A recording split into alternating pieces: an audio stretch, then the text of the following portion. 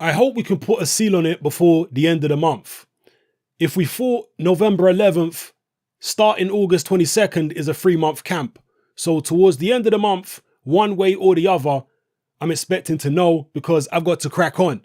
It was just fun. It was just entertaining. I'd do it again, definitely. And going to Vegas opens the door for the Deontay Wilder fight. Klitschko's not going to top what he's already done. But for 10 years, people said he was boring because he was so dominant. But he got a lot of respect in defeat, so that should give him a real motivation for the rematch. He's got another chance to do it. I'd do it if I was him. Those are the words of IBF and WBA heavyweight world champion Anthony Joshua talking about this perhaps impending Vladimir Klitschko rematch. We'll see. He's talking about fighting in Vegas. That seems to be the front runner for this rematch to take place.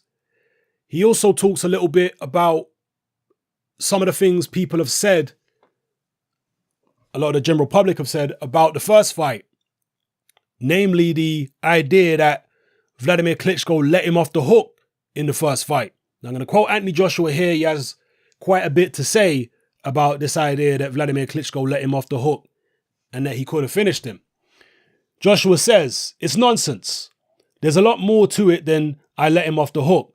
That's the only reason he beat me. I took my foot off the gas. That's nonsense. He's been champion for 10 years. He knows better than that. So that's not a good enough excuse.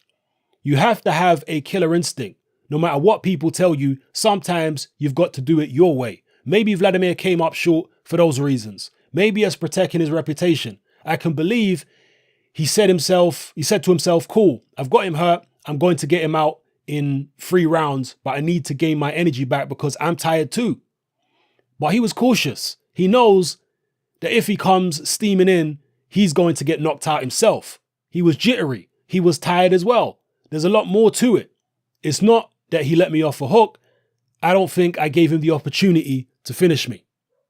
So those are the words of Anthony Joshua again. Now, I've got quite a bit to talk about here with regards to these quotes from Joshua.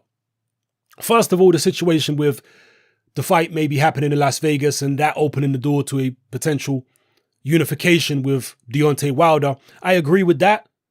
You know, Joshua fighting, making incursions into enemy territory, so to speak. Being over there in Vegas, fighting Klitschko there. If he managed to put on a impressive performance against Klitschko and beat him in better fashion than he did the first time around, that would send a real statement to Deontay Wilder and everybody in the United States that follows boxing. And that would do a hell of a lot to build a fight between Joshua and Wilder. So, you know, that's definitely a very, very good move in terms of trying to set up a Wilder fight. As far as Vegas as a venue itself, I watched an interview with Derek Chisora yesterday on IFL, and he said that he thinks Joshua's going to have a very hard time in the rematch because of the fact that it's in Vegas.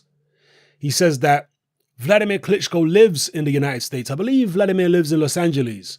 He lives in the United States, so he's much more acclimatized to the climate and the time zone, and he's much more familiar with the surroundings in Vegas because he's fought there many, many times before. So he thinks Joshua will be a bit of a fish out of water. It'll be an alien experience for him, and because of that, he thinks Joshua's going to struggle to perform as well as he does in the UK. This is what Derek Chisora is saying. He thinks being out of his comfort zone is going to affect Joshua. And Derek Chisora is somebody who knows Anthony Joshua. He's somebody who used to spar Anthony Joshua a hell of a lot back in the days when they were both at Finchley Amateur Boxing Gym. So he does know the guy. He has been in the ring with him. He did turn down a fight with Joshua not too long ago. It has to be said, though, if you look at Joshua's amateur career, he fought around the world and he never froze. When he went to the world Games or the World Championships in Azerbaijan, he didn't freeze in that competition. And he was far less experienced then than he is now. And he was going up against far more experienced men than himself, even then. So, you know, I don't know. I guess we'll have to wait and see how Joshua handles being out of his comfort zone if the fight does take place in Vegas. Also, another thing Derek Chisora said, which I've said in previous videos myself and I agree with, is that Joshua should jump on Klitschko early. The times when Joshua had the most success in the first Klitschko fight was when he just threw caution to the wind and attacked him. Whenever he tried to box with Klitschko, you got the feeling that Klitschko was getting the better of it. So don't even try and box with him. Take the initiative. Put it on him early. Now, you have to pace yourself when you do that, because when he put it on Klitschko in that 5th round, he blew himself out and allowed Klitschko to come back and hurt him. So he's going to have to pace himself with it. He's going to have to do it methodically. But yeah, in bursts here and there, he's going to need to throw caution to the wind and try and take Klitschko out like that and do it early. I believe, just like Derek Chisora said, that that's his best bet. And I think he can win the fight early if he does that. I mean, you see how fragile Vladimir Klitschko's skin is. The first time Joshua opened up on him, Klitschko was bleeding. Within a space of a few seconds, he was bleeding. And it's not just because he's an old man. You go back to when Klitschko got knocked out in 2 rounds by Corey Sanders. Sanders had him bleeding, cut in the face. And that's just a 2-round fight. So both him and his brother have always had issues with cuts. The reason that they haven't been cut that much in their careers is because they don't get hit that much. But whenever they did get hit, their skin would open up. Just like Vitali's skin opened up against Lennox Lewis. He had needed 70 stitches or something in his face. So they have that fragile skin. So Joshua just needs to put hands on the guy as quickly as possible. You know, that's my take on it anyway.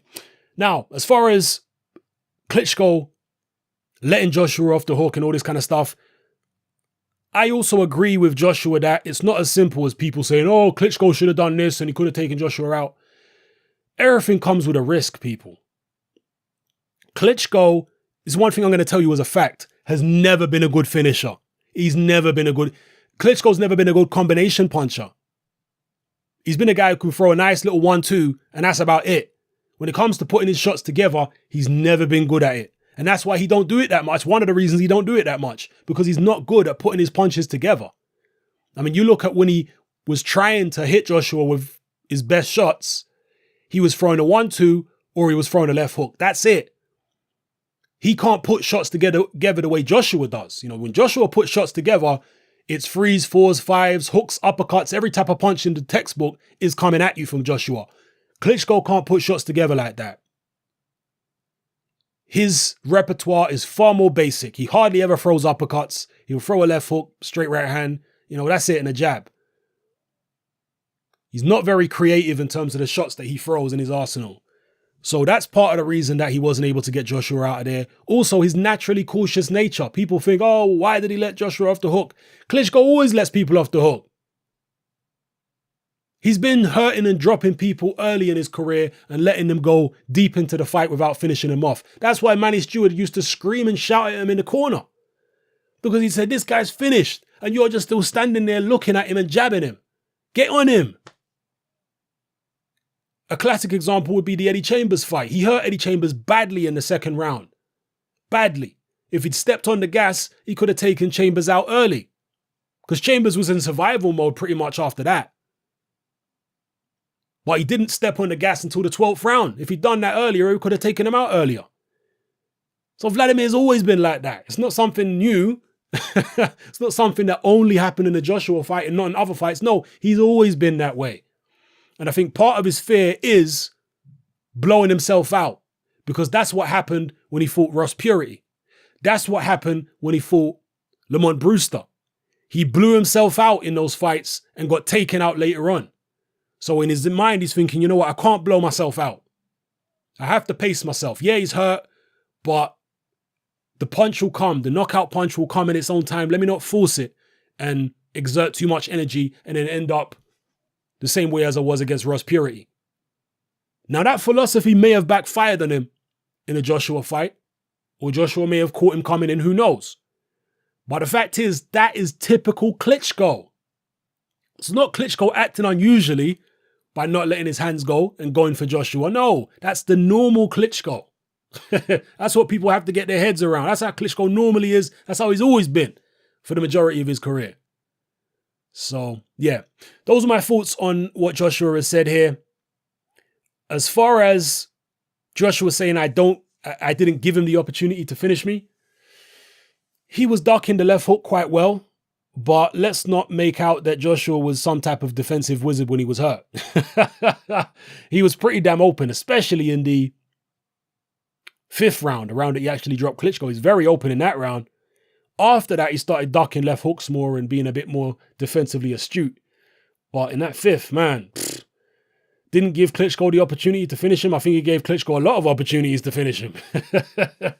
But Klitschko was, like I say, recovering from being knocked down himself. He was tired himself. These are very big men. You know, sometimes people don't realize how difficult it is for men of this size to throw a lot of punches. You know, some people are like, have some type of experience in boxing as amateurs or whatever, middleweights, going down the gym, hitting the bag. And they're like, whoa, I can throw this kind of... You're not a flipping 17-stone heavyweight. You're not a 250-pound man. These guys can't throw punches like middleweights. They can't step on the gas the way even you could step on the gas as a little amateur middleweight. They can't do it. They're too big. They have to pace themselves a lot more than smaller people and even smaller heavyweights. You know, you look how knackered Joshua was after he unloaded on Klitschko because he's huge. That's why he's a huge man. They can't do what smaller guys can do. You have to take that into account, man. Talk about Klitschko should have done this, that, and the other. Klitschko is massive. You can't throw a bag of punches at Joshua and hope to still have something left in the tank for the next round. Not only is he massive, he's like 40-something years old. So Klitschko did all he could do as far as I'm concerned. He could have thrown everything but the kitchen sink at Joshua in that 6, but he would have had nothing left himself. And what if Joshua survived it? You know? You have to take that into account. And on top of that, as I say, Klitschko don't put his shots together very well. Never has. He's always been kind of clunky like that. A 1-2 and a left hook at the most. That's it. You can't put 4, 5, 6, 7 shots together in a nice... That's not Klitschko. Never has been. He don't have the ability to do that. Anyway, let me start laboring the point and end this video right here. All right. Thanks for watching. Don't forget to click the notification bell, which is next to the subscription button below this video. If you're watching on a computer or a laptop, on an Android phone or, you know, whatever smartphone you have, iPhone, Android, whatever, the notification bell should be somewhere below the video too. I haven't checked where it is on Android. So make sure you click the notification bell to be alerted of all my future uploads. All right. It's happening. I'm out.